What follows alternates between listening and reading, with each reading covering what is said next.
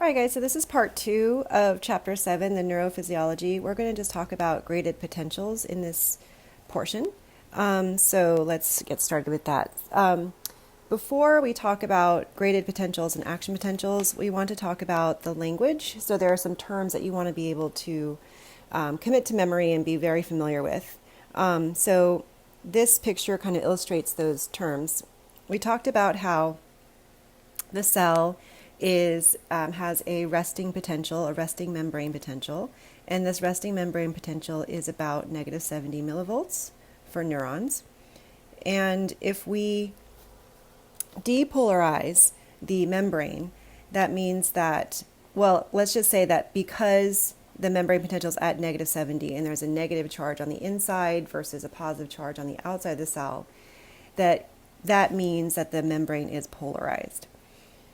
When we start to change the membrane potential, right, change the charges towards the positive, towards zero, that's called depolarizing. So any stimulus that helps the membrane potential go more positive is called a depolarizing, a depolarization event, or it's depolarizing.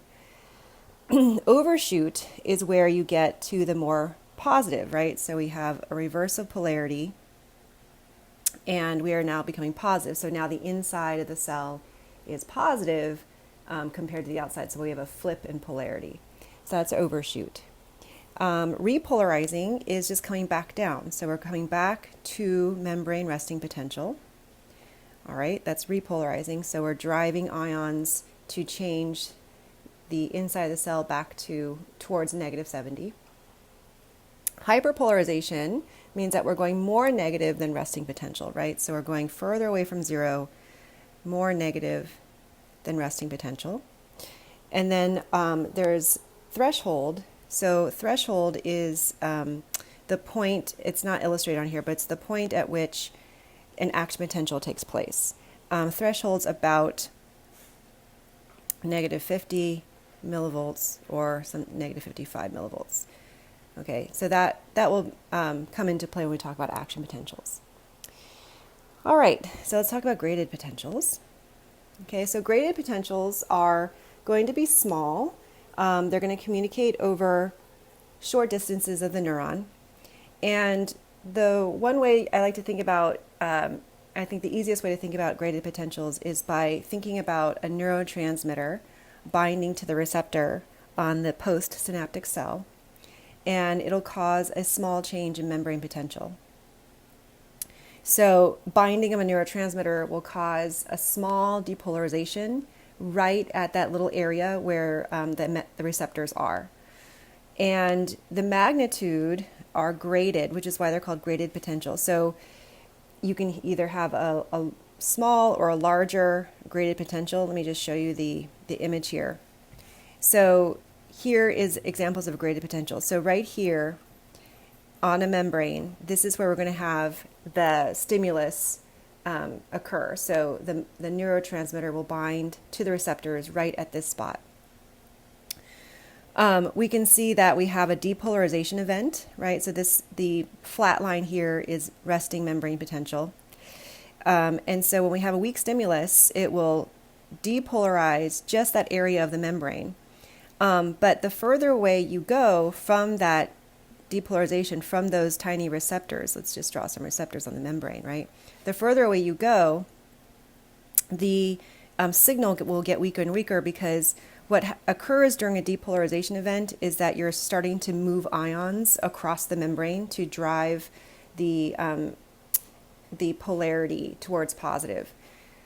So when those ions move through the membrane, the most depolarization, the most positive ions moving into the cell will occur right at where the neurotransmitters are. And as you move away from that point, then those ions begin to diffuse and you won't get a very strong signal. So the depolarization is the strongest at the site, and then it starts to diffuse or decay over distance.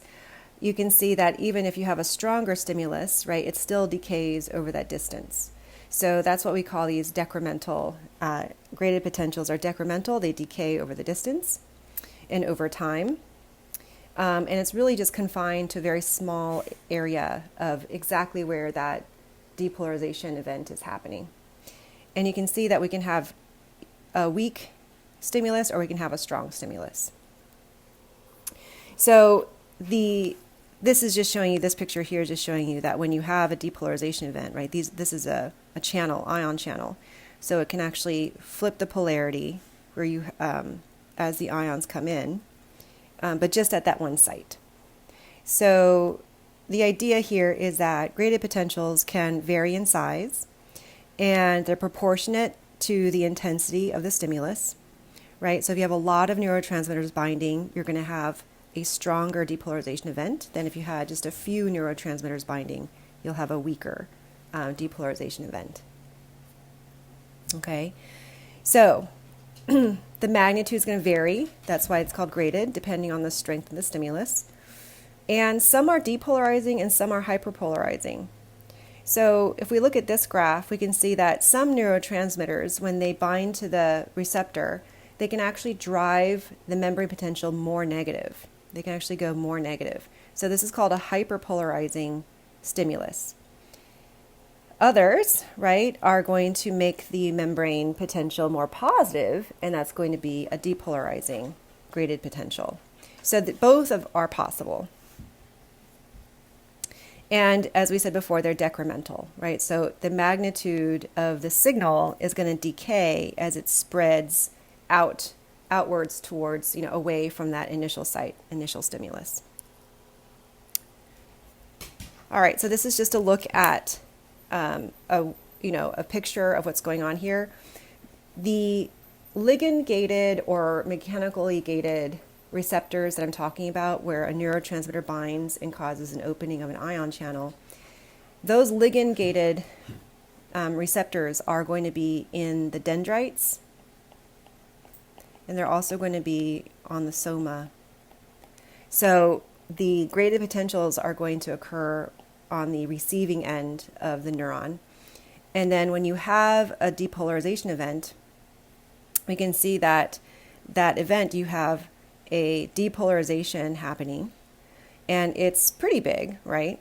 But as it spreads through the membrane, through the cell, it's going to degrade, right? Because the ions are going to diffuse, and the strength is just going to diffuse and degrade.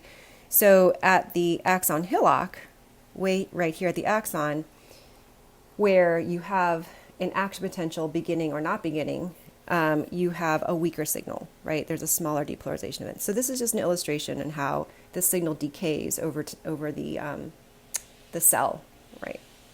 So in order for the axon hillock to create an action potential, you have to depolarize the membrane to threshold.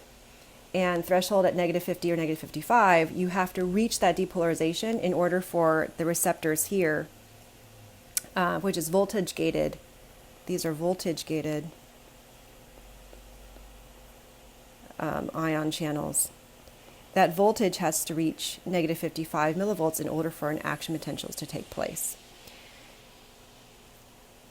So, what's the purpose of graded potentials? Graded potentials determine whether an action potential will occur. So if you get a lot of different graded potentials, they can sum up, and the neuron will either fire an action potential or not fire an action potential. So this graded potentials is a way to kind of take in a lot of different stimuli, and it can sum. So when an action potential occurs, that means that you have to reach threshold, right? So the level of depolarization necessary to elicit an action potential, you have to reach threshold. So that's, again, around -50 millivolts. You can have both excitatory signals, graded potentials, which cause depolarization, or you can have inhibitory signals, graded potentials, which can cause hyperpolarization. So just think about that, right? So if we have to go from -70 millivolts to -55 millivolts, you have to become more positive. So, and this is where an action potential can occur. So depolarization are called excitatory because they're going to excite or cause that receiving neuron to create an action potential.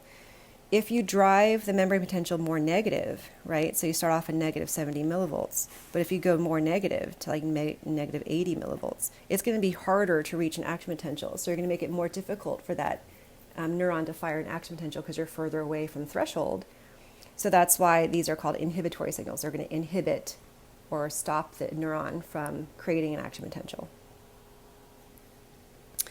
So graded potentials can sum. I touched on this in just the last slide. So when you have dendrites getting input from different neurons, these can sum together. So there's two ways that graded potentials can sum spatially. So different stimuli can create an action potential. So there's stimulus W, there's stimulus X, and stimulus Y, maybe coming from all different neurons. And you can have two depolarization events and then one hyperpolarization events. So the neuron, right, is going to sum up what's going on with the membrane potential. And then you can also have, so spatially, right? And then temporal is you have the same stimulus, but repeated closer together in time. So we have the same receptors getting stimulated with the first stimulus. Then we have very close to that another stimulation and then another stimulation. So very quick in succession. And when you see that, and if they are all depolarizing, then we have one depolarizing event. But since the other two came very quickly, the membrane potential drives up more and more positive until it reaches threshold, at which time we have an action potential happening. Okay, so in this scenario here, where we have a hyperpolarization event, right? So it's maybe these two will sum and you can get something higher than that, but then you have a hyperpolarization. So it's not going to allow an action potential. It drives it further away from threshold. All right, so to wrap up, we have a look at this cartoon here. So we can see that one neuron, our yellow neuron here, sometimes can get excitatory signals, right? You have a postsynaptic potential that's excitatory, and we'll talk about this soon, EPSP. We can have inhibitory signals or stimuli coming from another neuron. And so these two have to sum, right? So if the positive depolarization comes quickly or comes strong enough, then it can cancel out the negative inhibitory signals. Or opposite, right? If the inhibitory hyperpolarization signals cancel out the depolarization signals, then the neuron will not fire an action potential. And remember that these graded potentials are happening at the soma and they're also happening at the dendrites. So the action potential, or the sum of what's coming in, has to be strong enough to reach the axon hillock here. And then at the axon hillock, that's where you have voltage-gated ion channels that can actually begin the action potential. So basically, the summation of the graded potentials has to reach negative 55 millivolts here, right? If the signals travel to the axon hillock and it's going to reach threshold at the axon hillock, then an action potential will occur and you'll have one moving down the axon. All right, and that's it for part 2.